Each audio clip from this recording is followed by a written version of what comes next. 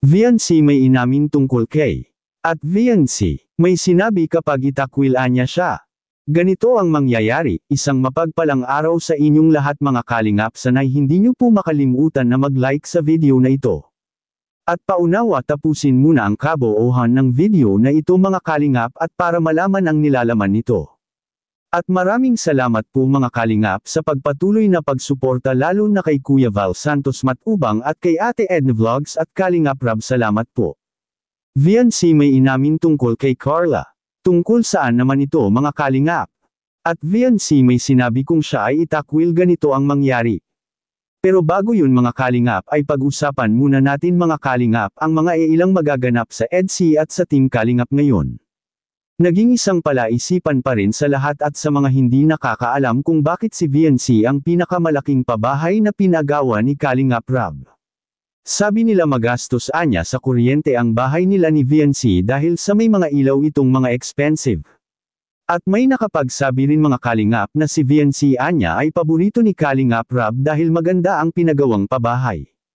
Unang-una mga kalingap ay kung si Kalingap Rab lang ang gagasto sa pabahay kay VNC ay tiyak na magkapareho lang silang lahat at walang makakalamang dahil pantay-pantay lang silang lahat pagdating sa tulong na ibibigay ni Kalingap Rab para sa kanila.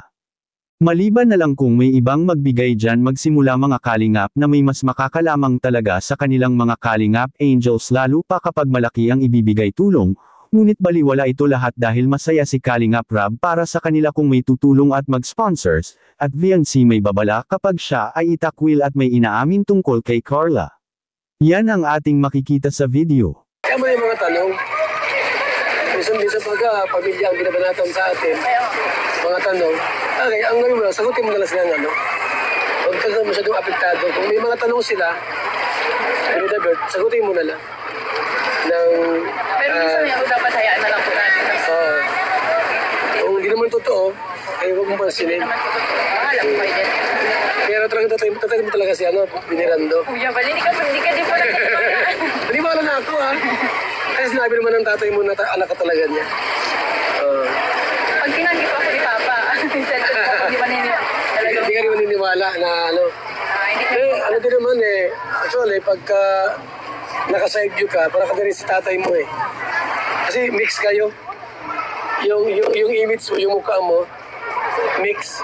Mama mo sa yung papa mo. Kaya hindi ko maniniwala na yung mga kwento na gayaan. Hindi ko maniniwala doon. Okay ka na? Ha? Opo, Kuya Val. Opo, may muta na lang. Ano sa mga nang babasa, anong mensahe mo sa kanila? Bahala po kayo. Bahala na po. Huwag ka lang lumaban. Kasi may mga Kalingap Angels, lumalaban sila sumasagot, ayaw mo na lang sila. Mas maganda yung nagpapakumbaba, yung tahimik lang kaysa yung nasagot-sagot ka kasi kumbaga sa apektado ka rin dun diba? Yung mga fans, yung mga tagahanga. Ganun po, minsan kami mga angels, yung nababasa-basa na lang, tapos wala na po, Desma. Minsan, pag alam mo mga negative, huwag mo nang basahin.